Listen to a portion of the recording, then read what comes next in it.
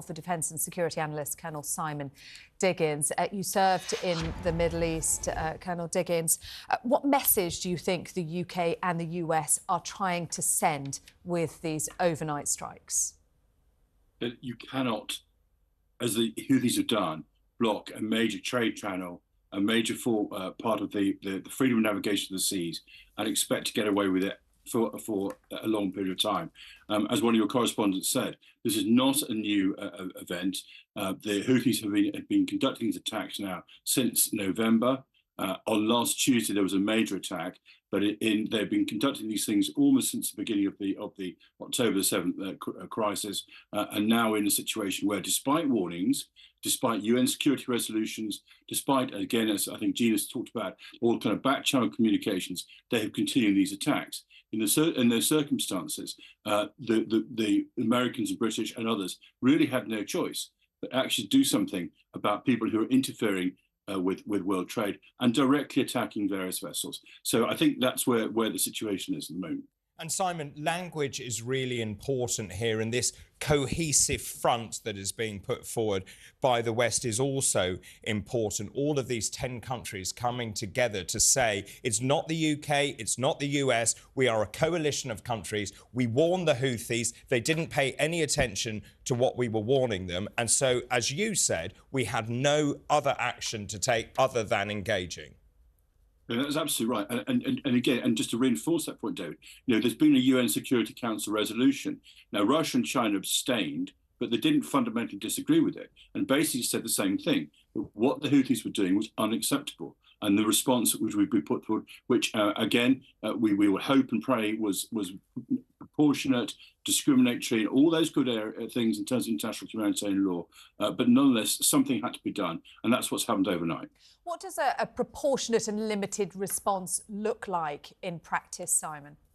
What it really means is that the targets have got to be very carefully chosen, very clearly related to the attacks that have been taking place in international shipping, and every care is taken to avoid collateral damage. Now, we know the impact of collateral damage in the campaign that's going on at the moment in Gaza, and the way in which the narrative of the sheer shock and horror of what happened on October the 7th has started to turn against Israel. It's really important for us, if we have to continue these campaigns in Yemen, that our targeting is very precise and very controlled and very clear about the need to avoid civilian casualties. Else, we will lose the moral position we're in at the moment, whereby we're necessarily defending freedom of navigation, necessarily defending against attacks on shipping, and it then becomes much easier for what you might call malevolent players to tell a different story about what we're doing. And Simon, this morning, Iran has strongly condemned the US and UK attacks against the Houthis, saying it's a violation of Yemen's sovereignty, territorial integrity. Yemen have said there's no justification for these attacks. A senior Houthi official says the attacks are barbaric. How dangerous is this moment?